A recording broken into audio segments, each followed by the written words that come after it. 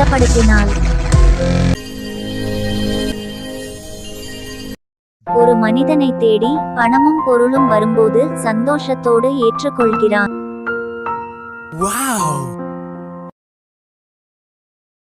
அதேபோல் புகழ் வரும்போது அதையும் சந்தோஷத்தோடு ஏற்றுக்கொள்கிறான். பல பாவ சந்தோஷங்கள் வரும்போதும் ஏற்றுக்கொள்கிறான்.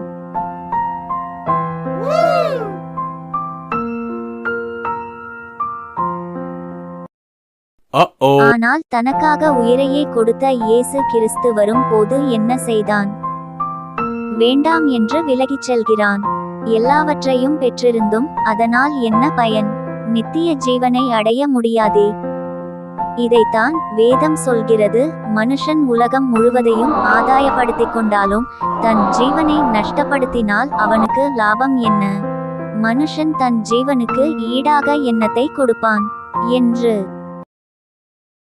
ஆம், வேதம் சொல்கிறது, இயேசுவுக்குள் ஜீவன் இருந்தது, அந்த ஜீவன் மனுஷருக்கு ஒளியாயிருந்தது என்று. இன்னொரு வேதவசனம் சொல்கிறது, குமாரனிடத்தில் விசுவாசமாயிருக்கிறவன் நித்திய ஜீவனை உடையவனாயிருக்கிறான், குமாரனை விசுவாசியாதவனோ ஜீவனை காண்பதில்லை, தேவனுடைய கோபம் அவன்மேல் நிலை நிற்கும் என்று.